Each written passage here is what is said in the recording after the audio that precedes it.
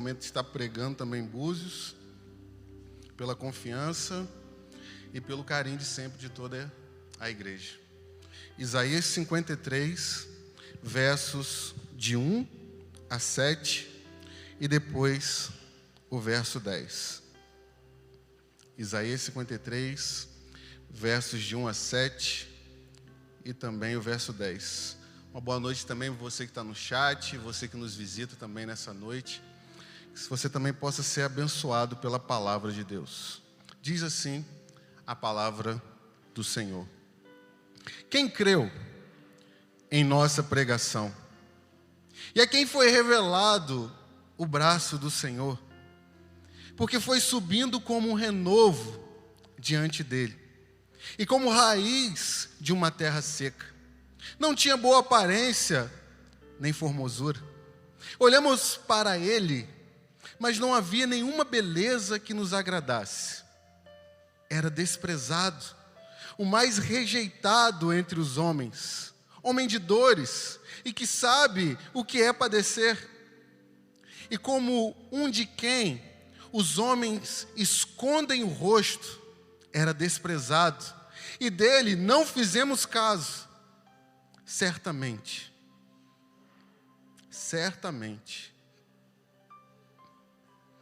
ele tomou sobre si as nossas enfermidades, e as nossas dores levou sobre si. E nós o considerávamos como aflito, como ferido de Deus e oprimido. Mas ele foi transpassado por causa das nossas transgressões e esmagado por causa das nossas iniquidades.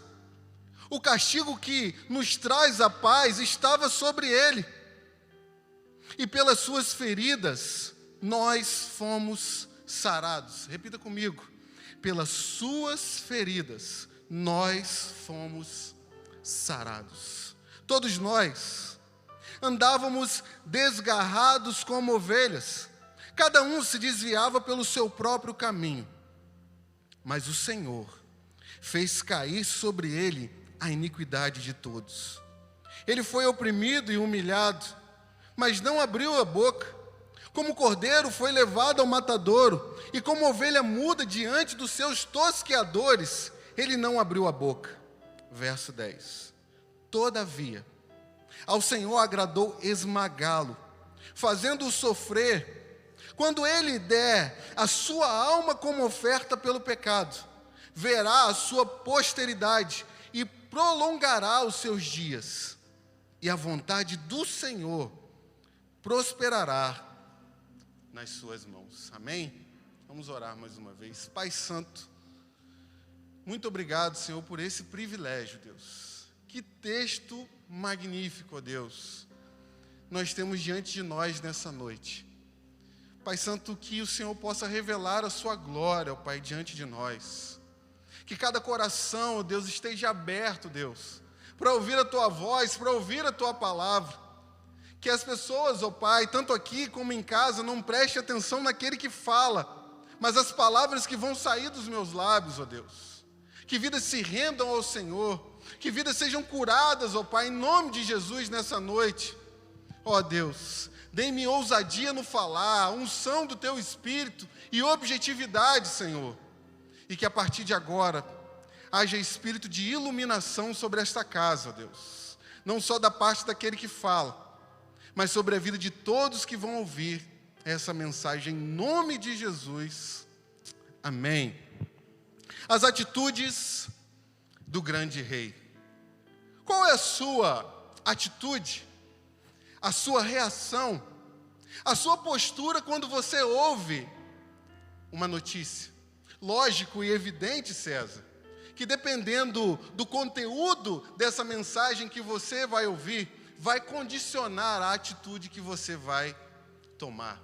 É certo que as notícias, as informações, elas mexem com o nosso ser, mexem com o nosso caráter, mexem com a nossa estrutura e nos faz tomar variadas atitudes. É certo que há notícias que nos deixam alegres, felizes e também radiantes, o nascimento de um filho, um emprego que nós tanto esperávamos, algo que nós demos a nossa vida, algo que nós nos dedicamos e conseguimos usufruir disso. E essa notícia chega para nós, alegrando o nosso coração.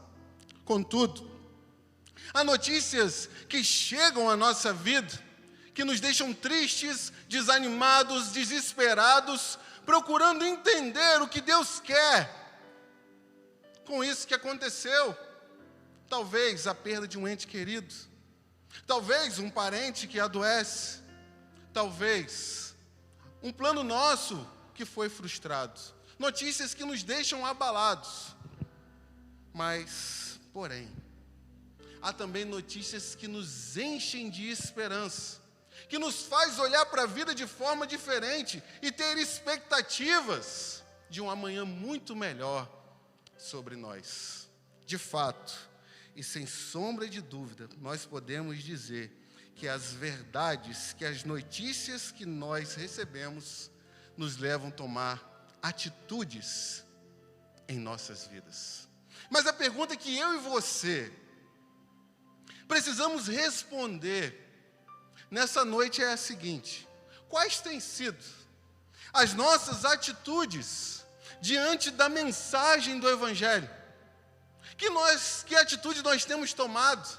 Que postura nós temos tomado em nossa vida diante da perfeita, preciosa e gloriosa mensagem do Evangelho?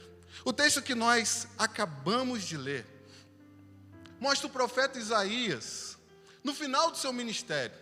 E o profeta Isaías, no final do seu ministério, com alguns questionamentos em seu coração. Ele havia recebido uma revelação, uma notícia, uma palavra da parte de Deus. E essa palavra dizia que Deus salvaria o seu povo mediante a ação de um rei inusitado. Um rei que não era só rei, mas que também era servo. E que a partir dele, a partir da vida dele, a partir do ministério dele, ele salvaria não só a nação de Israel, mas salvaria também o mundo. E possuído dessa mensagem, com o coração cheio dessa mensagem, Isaías toma uma atitude na sua vida. E a atitude que ele teve foi proclamar, pregar, entregar essa mensagem que ele acabou de receber da parte de Deus. Mas quais foram as reações das pessoas que ouviram essa mensagem que Isaías proclamou? E o primeiro ponto da nossa reflexão nessa noite, note comigo e anote aí também, é o seguinte: a queixa do profeta. A queixa do profeta. Olha o verso 1 comigo mais uma vez. Não feche a sua Bíblia, por favor. Quem creu em nossa pregação e a quem foi revelado o braço do Senhor. O profeta Isaías, como eu acabei de dizer, o coração dele foi cheio por essa mensagem. E ele precisava proclamar essa mensagem. Mas ele levanta uma queixa, um questionamento. Quem creu nessa mensagem? Quem creu nessa mensagem de salvação? Quem creu nessa mensagem onde o braço do Senhor, o poder do Senhor foi revelado? Mas, por mais que Isaías proclamasse essa mensagem foi rejeitada pelas pessoas. E nós precisamos perguntar, por que ela foi rejeitada pelas pessoas? Qual era o conteúdo de fato, real dessa mensagem? E essa mensagem de Isaías trouxe um anúncio do nascimento do grande rei. Ele começa o seu ministério falando para nós que um grande rei ia nascer. Isaías capítulo 9, verso 6 diz assim para nós: um menino nos nasceu, um filho se nos deu, o governo está sobre os seus ombros e o seu nome será Maravilhoso, Conselheiro, Deus Forte, Pai da Eternidade e Príncipe da Paz. Ele começa anunciando que esse menino que iria nascer, ele era Deus.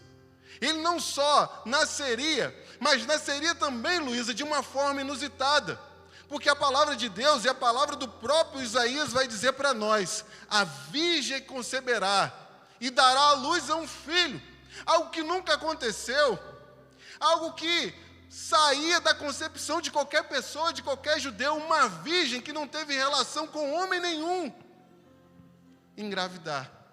E o que ela carregava no seu ventre era o Senhor, o Deus forte, o conselheiro, o Pai da eternidade. Mas Isaías também anunciou a grandeza desse rei que nasceria. Ele é aquele que mediu os céus a palmos. Esse que nasceria é aquele que tomou todas as águas do oceano com a concha das suas mãos. Esse rei todo-poderoso que nasceria é aquele que tem as nações como um pingo que cai num balde. Tamanha a grandeza desse rei que nasceria. Mas Isaías também anuncia que esse rei, ele daria a vida pelo seu próprio povo. Ele se entregaria para que o seu povo pudesse ser salvo. Ele se entregaria para que o seu povo pudesse ser curado. Ele se entregaria para que o seu povo pudesse ser liberto. Mas em meio a essa mensagem tão maravilhosa, em meio a essa mensagem tão gloriosa, ninguém creu.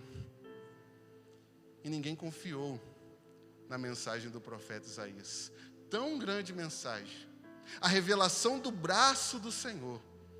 Mas ninguém creu na mensagem do profeta. E a segunda coisa, o segundo ponto é o seguinte: por quê que ninguém confiou na mensagem do profeta? Olha o verso 2 comigo, por favor, que diz assim: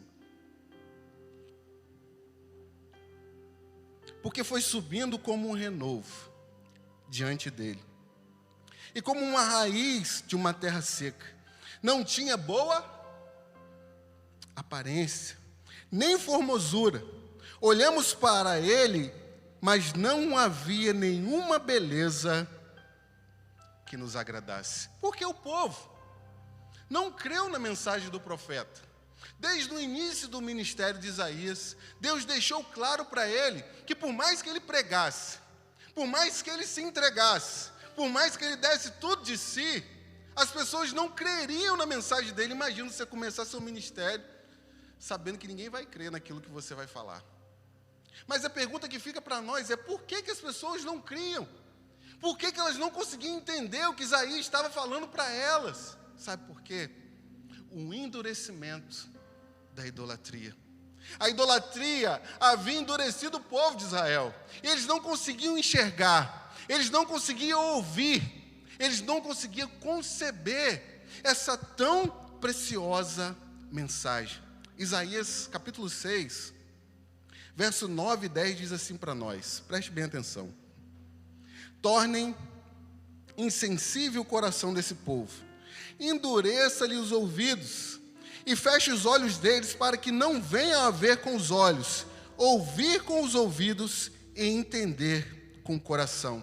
Salmos 115, verso 4 e 8 diz assim para nós, um texto que a gente lê muito na reunião dos homens, diz assim: os ídolos deles, de prata e de ouro, são feitos por mãos humanas.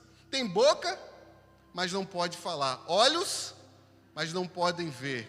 Tem ouvidos, mas não podem ouvir. Nariz, mas não podem sentir o cheiro. Tem mãos, mas nada podem apalpar. Pés, mas não podem andar. E não emitem som algum com a sua garganta. E agora vem a tristeza de tudo. Tornem-se, preste bem atenção, tornem-se como eles, aqueles que os fazem e todos aqueles que neles confiam. Então o que aconteceu com o povo? O povo criou ídolos para si. E na medida que eles confiavam nesses ídolos, que como nós acabamos de ler, não tinham capacidade de cheirar, de apalpar, de andar e de ver, espiritualmente o povo foi se tornando endurecido, incapaz de entender a palavra de Deus. Agora eu pergunto para você, não é assim hoje? Não é assim nos nossos dias? Quantas pessoas estão endurecidas à mensagem do Evangelho? Quantas pessoas estão surdas? Quantas pessoas estão cegas?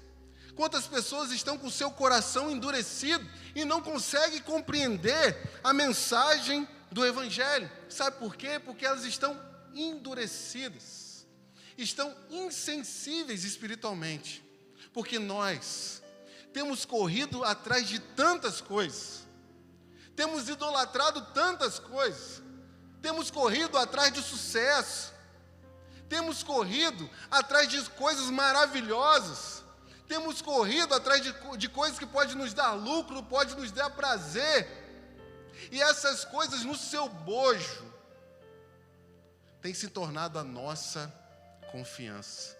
Não é o problema de correr atrás dela, o problema é que nós estamos confiando mais nessas coisas do que em Deus. E no meio disso tudo, e mediante a isso, nós estamos ficando endurecidos espiritualmente. Mas agora, quando a gente olha para o profeta mais uma vez, Isaías olhou para o seu passado, note bem comigo, o verso 1 e o verso 2. Ele olhou para o seu passado e se frustrou, porque ele viu a sua nação, o seu povo, aqueles para os quais a sua vida e o seu ministério foi designado, tendo dureza de coração, tendo incredulidade no seu ser. Mas agora o profeta Isaías se vê em mais um questionamento, porque não só bastava o fato de ele olhar para o passado e ver essa dureza, agora Isaías olha para o futuro, ele olha para frente, quando esse Messias iria chegar. E se no passado ele encontrou dureza de coração, ele observa que por mais que o Messias, por mais que esse rei fizesse toda a obra na qual ele descreveu desde o capítulo 1 do seu livro, as pessoas desprezariam o Messias. Não só endureceriam o seu coração, mas também desprezariam o Messias. Olha o verso 3 comigo, por favor. Era desprezado e o mais rejeitado entre os homens, homem de dores e que sabe o que é padecer, e como um de quem os homens escondem o rosto. Vai repetir mais uma vez. Era desprezado e dele não fizemos caso. Nós estamos tendo a preciosa oportunidade de acompanhar a vida de Jesus, o ministério de Jesus aqui na EBD. E nós estamos notando, percebendo e também entendendo o quanto o ministério de Jesus está causando um alvoroço por onde ele passa, por onde ele anda. E Jesus só tem feito bem e libertado os cativos do diabo. Mas mesmo assim, mesmo fazendo isso, mesmo dando tudo de si, Jesus tem sido desprezado pelo seu povo. Mas por que, Nicolas, ele está sendo desprezado? Ele está sendo desprezado por causa da sua simplicidade. Logo no começo do seu ministério, Jesus chegou na sinagoga de Nazaré, lugar no qual ele havia sido criado, no lugar ao qual as pessoas viram ele crescer, viram ele se desenvolver. E quando Jesus entrou na sinagoga, quando ele pegou o livro do profeta Isaías na sua mão e abriu nessa profecia e leu, ele disse assim: hoje se cumpre essas palavras. O que as pessoas fizeram? Ora, não é esse o filho de José? Não é esse o filho de Maria? Não estão diante dos nossos olhos os seus irmãos e as suas irmãs? As pessoas desprezaram Jesus por causa da sua simplicidade. Mas não só Jesus foi desprezado por causa da sua simplicidade, mas ele foi desprezado também, irmã Macrina, por causa da sua compaixão pelos pecadores. Lucas capítulo 7 vai narrar para nós a história de quando Simão, o fariseu, convida Jesus para ir à sua casa para um banquete. E lá naquele banquete, no qual Simão preparou todas as coisas. Jesus adentra aquele lugar, ele entra naquele lugar. E quando Jesus chega naquele lugar, as pessoas não lavam os pés dele. As pessoas não beijam. As pessoas não derramam óleo sobre a sua cabeça. E vendo todo esse estrago moral que estavam fazendo com Jesus, uma mulher que é dita como pecadora, ela entra em cena e molha os pés de Jesus com as suas lágrimas, e enxuga com os seus cabelos, e pega um perfume puro, um perfume valioso, e derrama sobre a cabeça de Jesus. E as pessoas desprezaram Jesus, dizendo o quê? Ora, se esse fosse profeta, saberia muito bem que essa mulher é uma pecadora.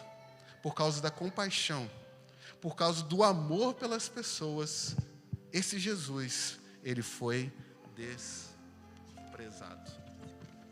Mas mais do que isso, Jesus foi desprezado, acompanhe comigo, pela sua simplicidade, pela sua compaixão pelas pessoas, mas ele foi desprezado também por amar mais as pessoas do que as coisas.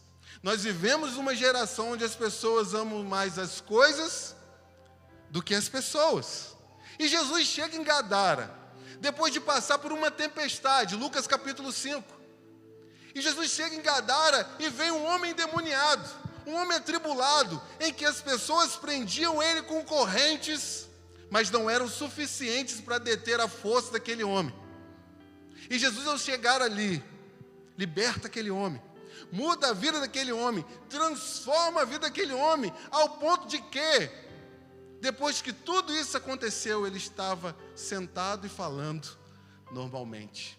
E as pessoas de Gadara, as pessoas daquela região de Decápolis, ao invés de louvar a Deus por tudo aquilo que Jesus tinha feito, por perder os seus porcos, eles mandaram Jesus embora. Porque Jesus amava mais as pessoas do que as coisas. E por causa disso ele foi desprezado. Mas Jesus também, ele foi desprezado, porque ele tinha um propósito maior do que essa vida. Pilatos deu a sentença. Estava Jesus e Barrabás. Barrabás, um louco, um translúcido, que tinha um objetivo simplesmente de libertar Israel através da força. E do lado dele estava Jesus, que tinha o objetivo de libertar as pessoas espiritualmente. Uma pessoa que falava do reino dos céus, uma pessoa que falava do reino de Deus, uma pessoa que falava da vida eterna.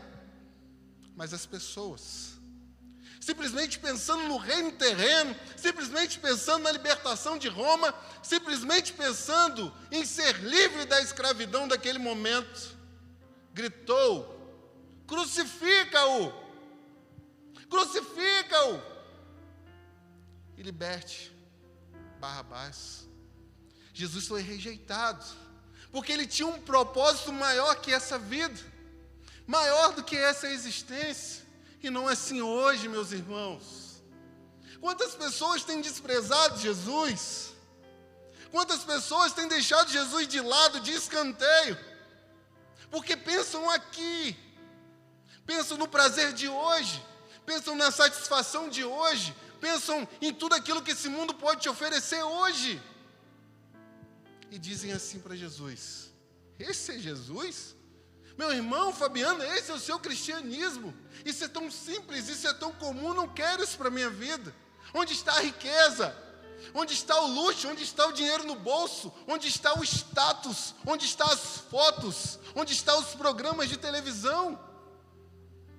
As pessoas querem isso hoje, porque o evangelho parece simples demais, comum demais, César.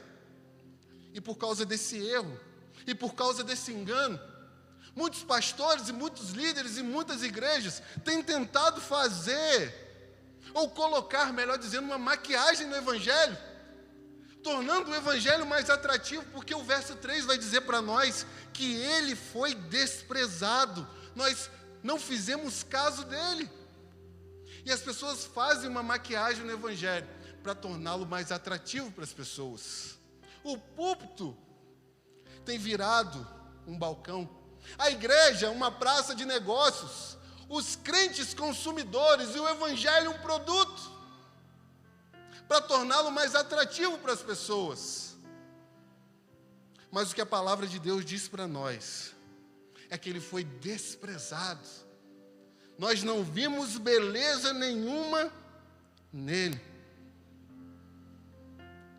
Mas, Thaís, independente desse desprezo, independente dessa rejeição, esse rei realizou uma grande obra. E esse é o nosso terceiro ponto, que diz assim: a grande obra do rei, as atitudes do grande rei. O que esse grande rei fez, afinal de contas?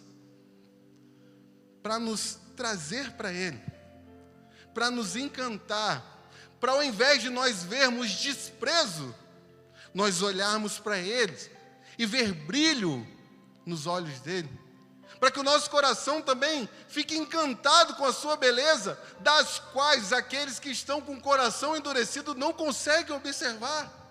O que ele fez? E a primeira coisa que ele fez é que esse rei carregou coisas por nós. E a primeira coisa que ele carregou por nós foi, ou foram, as nossas dores. Note comigo o verso 4, por favor. Diz assim para nós o verso 4: certamente ele tomou sobre si as nossas enfermidades e as nossas dores levou sobre si. Eu fiz uma postagem ontem, não sei se alguns viram. E a postagem dizia assim, só pode, de fato, carregar as nossas dores, levar as nossas feridas, aquele que não somente as conhece, mas também as experimentou. Posso repetir? Só pode, de fato, carregar as nossas dores, levar as nossas feridas, aquele que não somente as conhece, mas também as experimentou. Você pode ter um amigo muito bom, você pode ter uma pessoa muito boa do seu lado, mas ele não pode carregar as suas dores, ele não pode levar as suas feridas. Só um que passou pela mesma coisa que você passa, que você experimenta, que você vivencia, pode carregar as suas dores. E é o seguinte: Jesus, ele experimentou vários tipos de dores. Ele experimentou dores sentimentais, Flávio. Ele experimentou a dor da rejeição dos próprios irmãos, que não conseguiam crer, conceber, que aquele que cresceu junto com eles era Deus, era o Messias, e ele foi rejeitado pelos seus irmãos. Ele também enfrentou a dor da rejeição da comunidade na qual ele nasceu. Nós acabamos de ver isso aqui. Mas ele também experimentou a rejeição dos próprios discípulos. Judas o traiu, Pedro o negou, e os outros fugiram. No momento que ele mais precisava, no momento em que ele abriu o coração para eles e disse: a minha alma está angustiada até a morte. Naquele momento que ele precisava ser consolado, de abraço de alguém que estivesse do lado dele, ele foi abandonado, ele foi deixado, ele foi esquecido, ele foi abandonado. Ele pode entender a sua dor, você que tem sido abandonado, você que tem sido traído, você que tem sido deixado de lado. Ele conhece a sua dor, ele sabe o que você está sentindo e pode carregar a sua dor, porque ele passou por a mesma coisa que você está passando. Mas não somente isso, ele experimentou não só as dores sentimentais, mas ele experimentou as dores físicas e psicológicas. A morte de cruz era a morte mais horrível daquele tempo. A morte que o Império Romano praticava e usava aquela morte como exemplo para as outras pessoas. Quem morria de morte de cruz era um revolucionário. Quem morria de morte de cruz era um bandido. Quem morria de morte de cruz era alguém que era desprezado pela sociedade. E Jesus teve que enfrentar tudo aquilo, toda aquela dor física, toda aquela dor psicológica, de passar horas e horas sendo castigado. E como se não bastasse isso, ser estendido no madeiro, nu, para que todo mundo visse a sua vergonha. Ele passou por tudo isso. Essas coisas, esse rei carregou por nós. Mas ele não só carregou coisas por nós, mas esse rei recebeu também coisas por nós. Ele carregou, mas ele também recebeu. Olha o verso 7 comigo, por favor, que diz assim. Verso 7. Ele foi oprimido e humilhado, mas não abriu a sua boca. Como cordeiro foi levado ao matadouro, e como ovelha muda diante dos seus tosqueadores, ele não abriu a sua boca. Primeira coisa que Jesus recebeu por nós foi a humilhação. A humilhação dos soldados, de pegar uma coroa de espinho e colocar sobre a cabeça de Jesus. A humilhação dos soldados, de despir a sua roupa e colocar uma roupa que eles acabaram de criar. A humilhação dos soldados, de bater com um porrete na cabeça de Jesus e depois se dobrar diante dele e dizer, Rei dos Judeus. A humilhação de ser escarnecido por todos aqueles que estavam diante dele, quando eles não sabiam que aquele no qual eles estavam escarnecendo era quem sustentava o batimento deles. Ele teve que suportar essa humilhação. Mas como se não bastasse isso, ele não só foi humilhado por nós, mas ele também recebeu a punição pelos nossos pecados. Olha o verso 5 comigo, por favor, que diz assim para nós: mas ele foi transpassado por causa das nossas transgressões, esmagado por causa das nossas iniquidades. Transgressão e iniquidade, sinônimos para o pecado. Ele carregou sobre si os nossos pecados.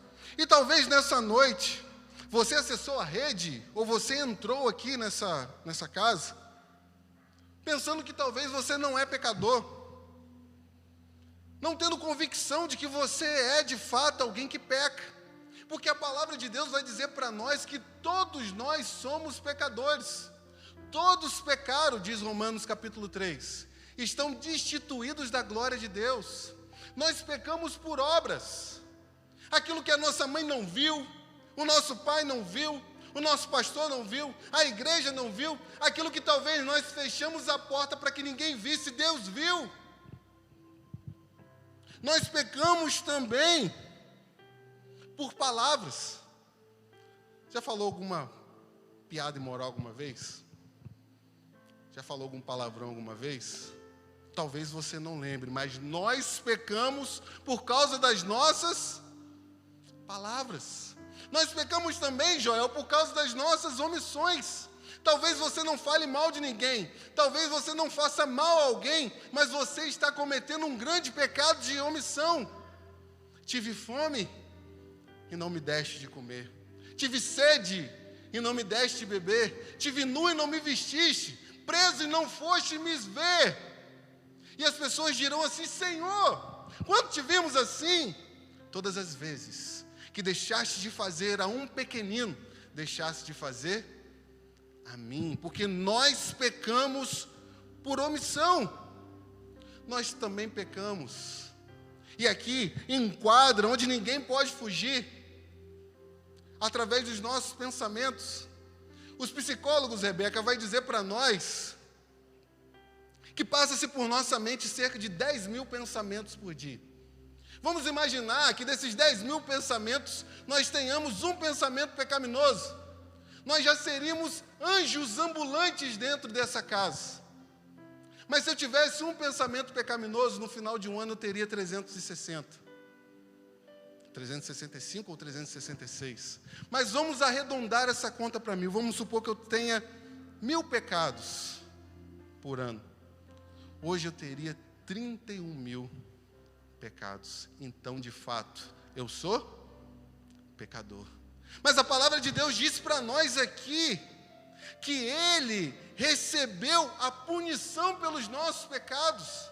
Ele carregou os nossos pecados, Ele levou as nossas transgressões. Quando Jesus foi à cruz, quando Ele caminhou para a cruz, Ele levava no seu corpo o meu e o seu pecado, meu irmão. Ele levava em si, dentro de si, na sua alma, aquilo que nós fizemos, fazemos e ainda vamos fazer.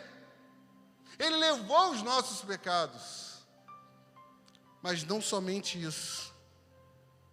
Ele não só recebeu punição pelos nossos pecados, mas a gente precisa perguntar: o que esse rei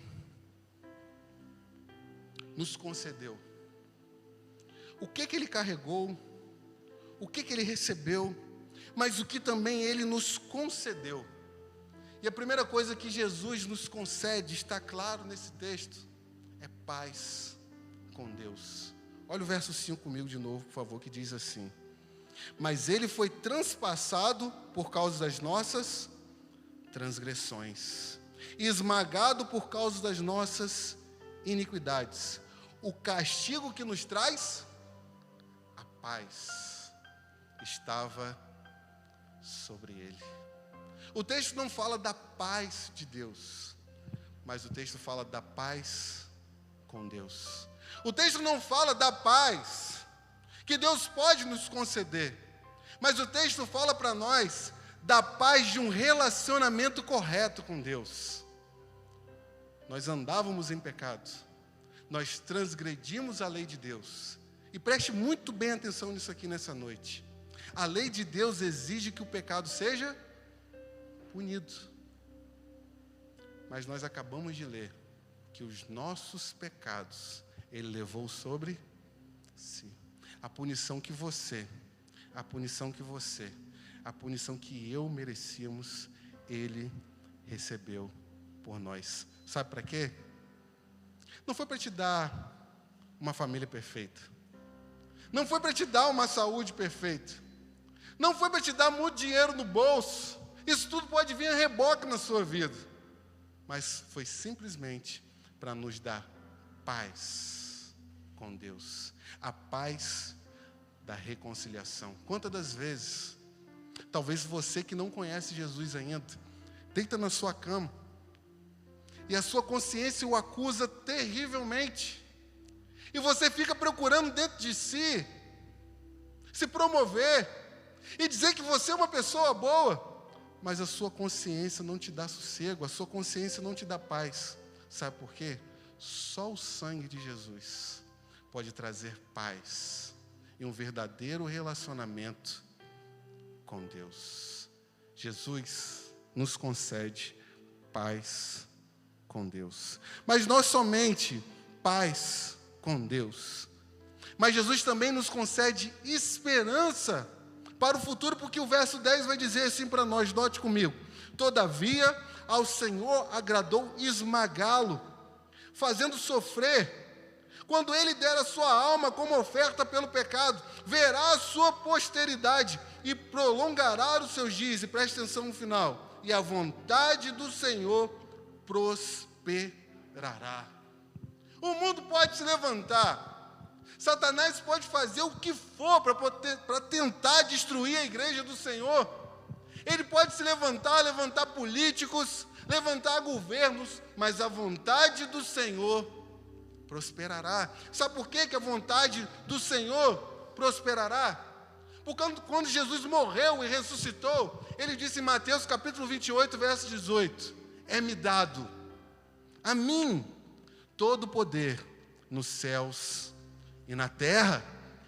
Mas não somente isso, Jesus também, por causa de tudo aquilo que Ele fez por nós, Filipenses vai dizer para nós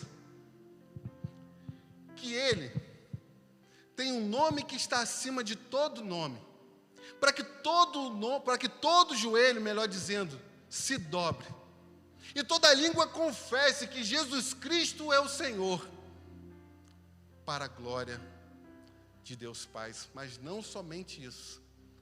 Apocalipse capítulo 5, verso 8 vai dizer para nós que o Cordeiro, aquele que foi morto, aquele que venceu por meio da sua morte, ele tem o livro da história na mão.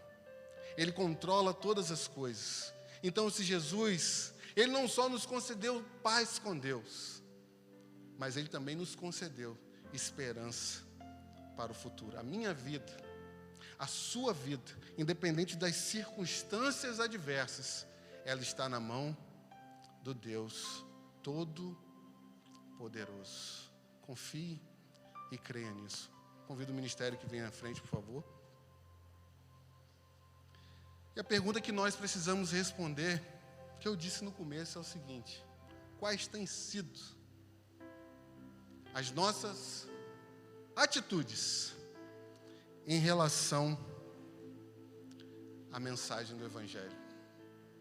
Em relação a essa tão grande mensagem que Isaías gritou, Nicolas. Quem creu na nossa pregação, e a quem foi revelado o braço do Senhor. O que eu quero, meus irmãos, de todo o coração, com toda pureza de alma, é que você saia daqui nessa noite entendendo uma coisa: Jesus não foi à cruz porque Judas o traiu. Jesus não foi à cruz porque os soldados o prenderam. Jesus não foi à cruz porque o Sinédrio o condenou e Pedro o traiu. Jesus não foi à cruz porque Pilatos o entregou para ser morto. Jesus não foi à cruz porque os soldados cravaram ele lá. Jesus foi à cruz por amar a mim e a você. Ele não foi levado para a cruz, ele se deu. Ele se deu por cada um de nós.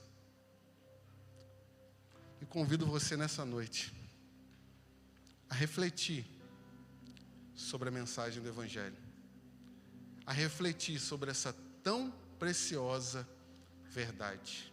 Diante de você nessa noite está a oportunidade de tomar a atitude correta, crer nessa mensagem e viver por meio dessa mensagem, mas mais do que isso, proclamar essa tão preciosa mensagem. Vamos louvar ao Senhor.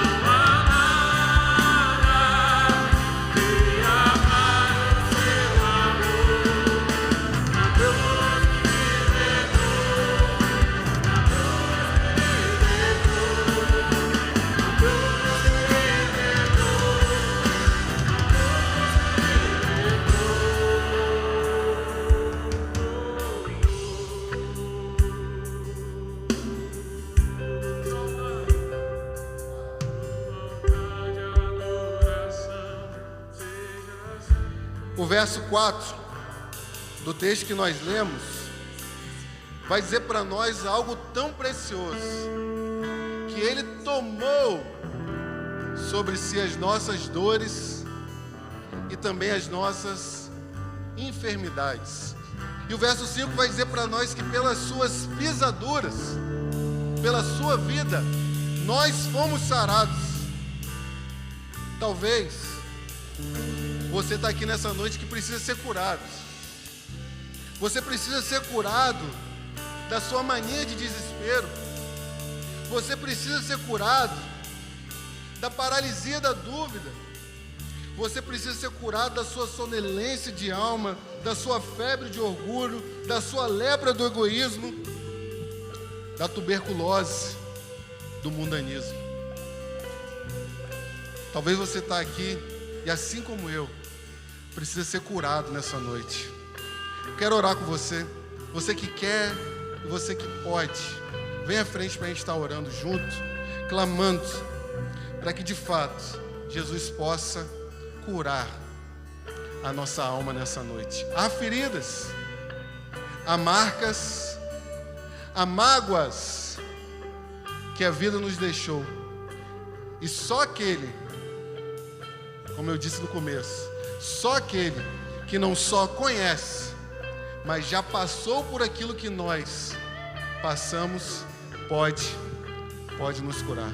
Vamos clamar ao Senhor. Pai Santo, muito obrigado, Senhor, pela Tua palavra. Muito obrigado pela verdade, ó Pai, que foi exposta, ó Pai, diante de nós nessa noite.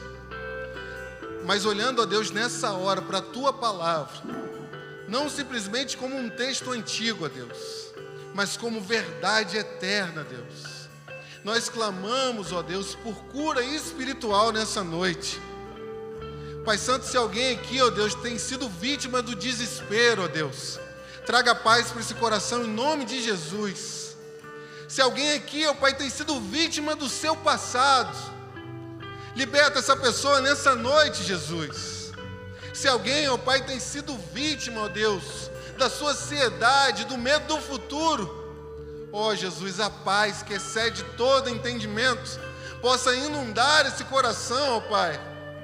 Se alguém aqui tem sido vítima da sua própria consciência, Jesus, passe o Teu sangue, ó Deus, sobre a mente dessa pessoa nessa noite, Pai. Traga cura, Deus. Visita aquele que está em casa também, Senhor. Aquele que se encontra abatido, desanimado, aquele que perdeu, ó Deus, o seu amor, ó Deus, esfriou na fé. Cura nessa noite, Jesus. Pai Santo, se alguém entrou aqui nessa noite sem entregar a vida para o Senhor, que seja essa a oportunidade, Pai. Liberta essa alma nessa noite, que ela, ó Pai, indique, que ela demonstre, ó Deus, que ela deixe claro que hoje ela tomou, ó Deus, uma decisão, colocar a sua vida na mão daquele que levou sobre si as nossas iniquidades, as nossas feridas, as nossas dores, e aquele que, pelas suas pisaduras, nós fomos sarados. Cura nossa alma, Pai. É o que nós te pedimos nessa noite, em nome de Jesus. Amém. De adoração seja sempre exaltado.